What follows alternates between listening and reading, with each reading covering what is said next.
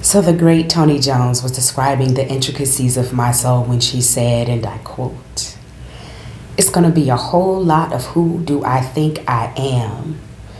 I've been breaking all illusions all 2020. I am not who I was a year ago. And I'm realizing how dope that is. Thinking about who says, who does she think she is not a divine woman's mentality.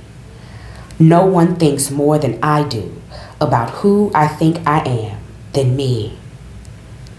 I see the invincible. I messed around and got another glimpse of my worth. Access got mad skinny. I release the drama of others from my past and I joyfully create more conscious connections." See, I was talking to my friend T Spirit, and she told me that people want to know you. I brought all of those how to grow your following courses, and they say people want to know you. My husband said, just sit down in front of the camera and start talking. So I said, fine. But why is this like having sideways wisdom teeth removed? What is this aversion I have towards social media?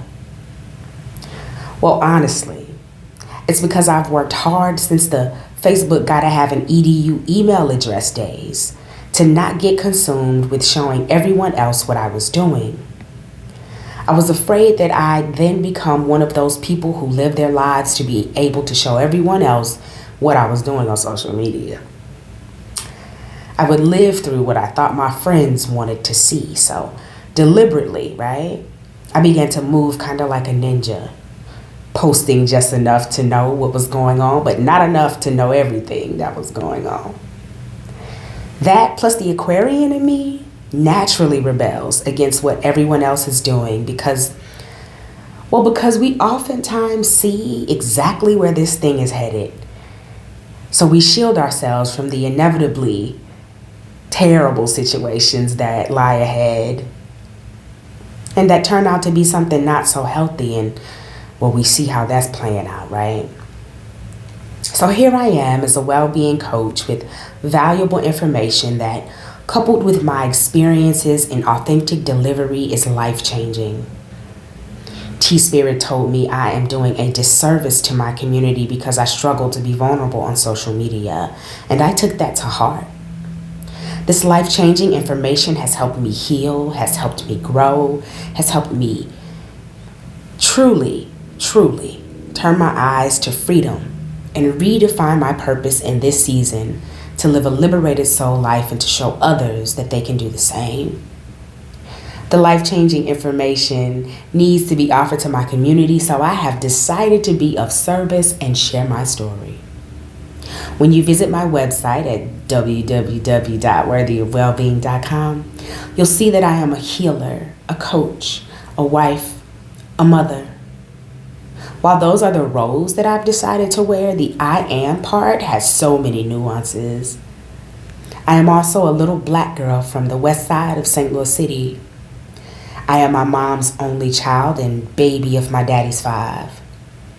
I am a private school educated, corner store visiting, learned how to shoot on New Year's Eve, started taking my mama's car at 13, chilling in Central West End high rises, then catching the bi-state back to the hood, hanging out in Northwest Plaza, getting picked up from Saints in my daddy's limo, North Oaks bowling, spent teenage summers in the Bronx, precocious, rebellious sweetheart with killers in her back pocket just in case I need them. I am too cute, too dark, so pretty to be dark-skinned, too proper, talking, too intelligent. Do you always have to be so smart? Doing too much, discriminated against, checked all the boxes, token, unsure, insecure orphan with a knack for wordplay and willingness to speak out against injustice in all its forms. I'm that as a being that carries double X chromosomes in my DNA. So why does this matter? Because I can name it.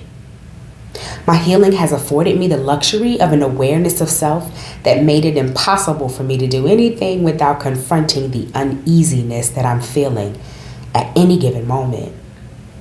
I can name that losing my mother has impacted me profoundly, and I find out just how many layers deep that loss goes the more aware of myself that I become. I can name that without my chief engineer, the woman who literally incubated God's masterpiece, who not only birthed me into the world, but knew she wanted me to live life differently, I didn't know who I was without her. See, my mom, she was sugar sweet. Loving, caring, and kind. She never yelled at me, like ever. Her motto regarding me was, I always said that if I had a daughter, I would allow her to say what she wants to say as long as she is respectful. You see, that children are meant to be seen and not heard was the era that she came up in, and I know that it quieted her voice. I know that she wanted me to speak because at some points in time she could not. So she raised me that way. I spoke when I wanted to, when I needed to, when others couldn't, when others wouldn't, when others thought I was too young to have such an opinion, and when others tried to shut me down for doing so. She would encourage me to speak truth at all points in time, and I was good with that. Because when I thought I was about to be unsure about something, she would reassure me that I was at least free to speak my piece. This love and nurturing led me to be courageous enough to share my story at the National Catholic Youth Conference as a keynote speaker in 1999. Yes, I am Black. Yes, I grew up Catholic. We do exist. But at 15 years old, I spoke to 22,000 people about dealing with my dad's illness with ease. As long as she was in my corner, my thoughts were reassured by an unwavering support that encouraged me to speak them out. I had no idea that in just 10 short years, I would be without my chief engineer, alone in a world that kept telling me how to this and to that I was. So at 25, when I was forced to live in a world without my parents, the wandering began. Navigating the twos without her showed me just how much I didn't know. If your mama or your granny or your TT or godmama ever tells you to keep living, one day you'll understand. Take that to heart. Because as I lived on, I understood. I understood that I was now an older Black girl, a woman of sorts. And that voice she had so carefully cultivated, well, it will get you into some uncomfortable situations, to say the least. I began to feel unappreciated, undervalued. I was definitely underpaid. There isn't enough money in the world to pay for my brilliance, but my time is negotiable. So looking back, I had no idea how to move forward in my Rhonda-ness. I held on to old patterns and behaviors. Severe depression ruled my life. Lows that I cannot even explain. My body was frozen with anxiety while my thoughts spiraled constantly into F5-sized tornadoes of doubt, shame, and unworthiness. I portrayed strength and courage on the outside, but I was a highly functioning, literal shell of a person. Adding to my misery was that election in 2016, the one that confirmed what I had always known but couldn't tangibly prove. This country not only discounts Black people, Black women especially, but its hatred for us can be felt physically, mentally, spiritually, sexually.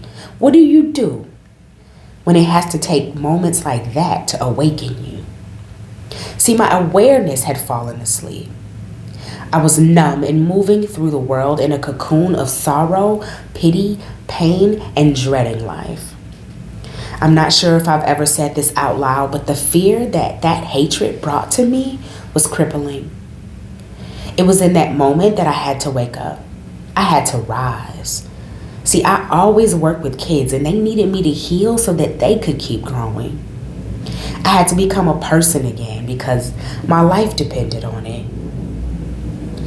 So it was then that the racialized trauma of my high school and college years rushed in, forcing me to examine how I move in this world.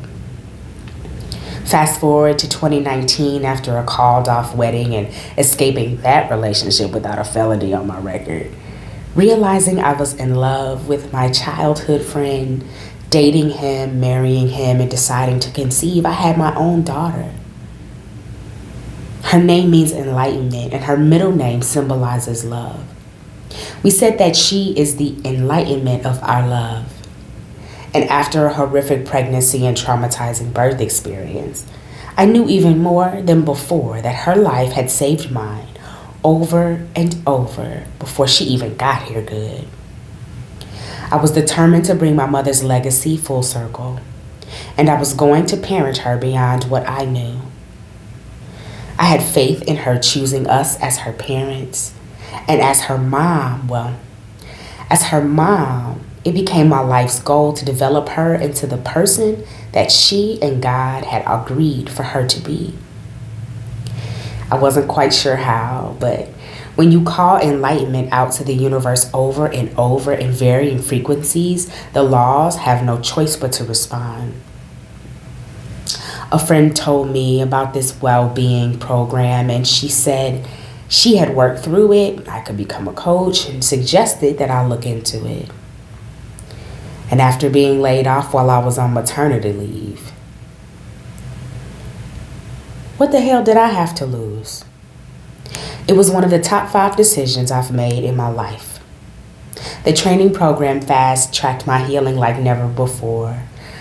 And while working through the exercises, I realized how racialized trauma ran super deep. I view myself through everyone else's lens because the stripping of my soul had been occurring unbeknownst to me.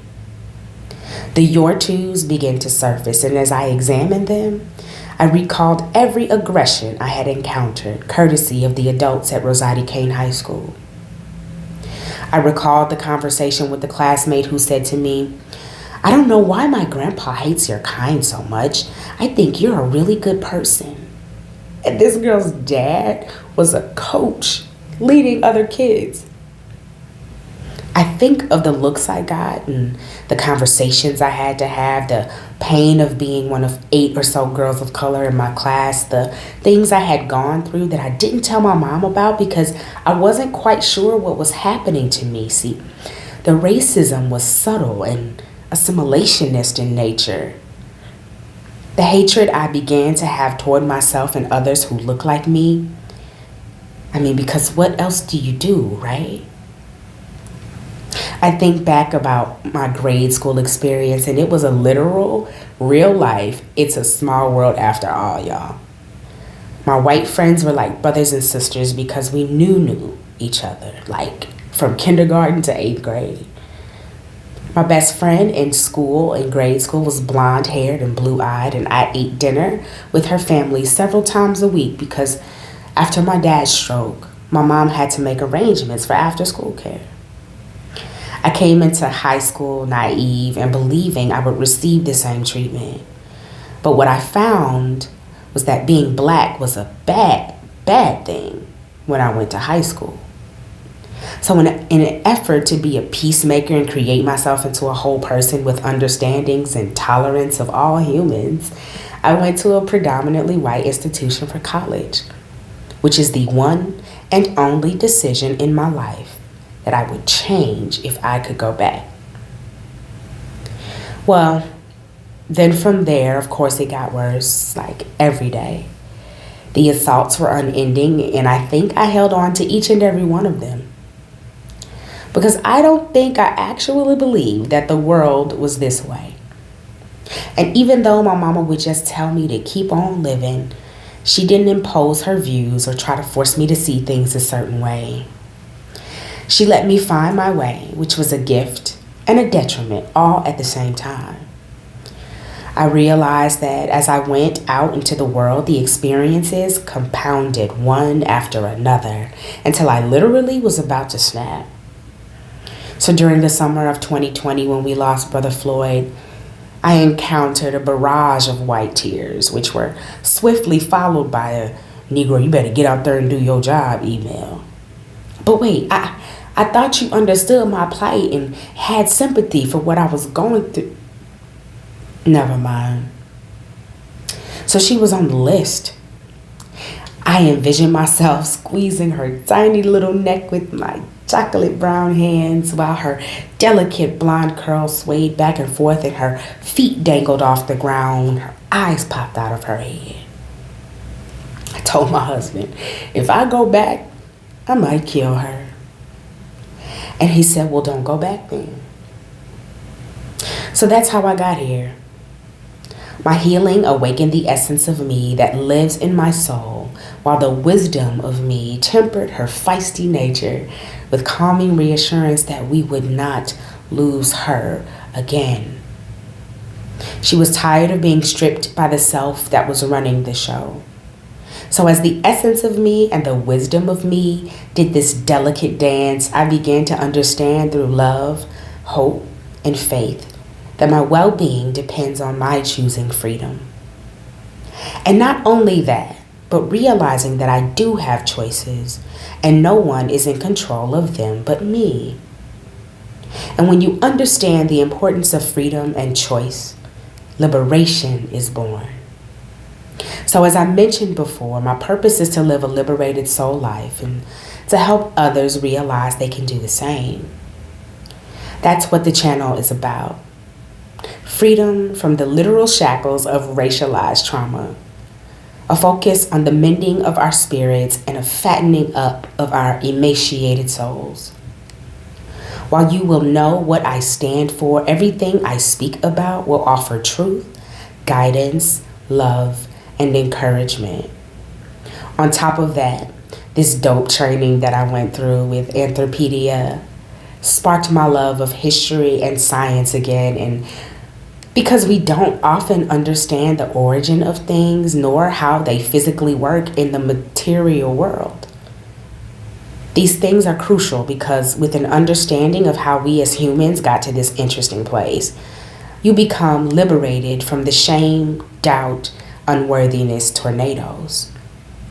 You gain an understanding that you are not terrible, and while you absolutely hold personal responsibility for who you are and how you have become that, it's not your fault that the world is this way. As a liberated soul human, you have the option to choose. If you like what you've heard here and want to be kept in the loop on my take on the world, subscribe to my channel. I promise you there is precious insight to be gained.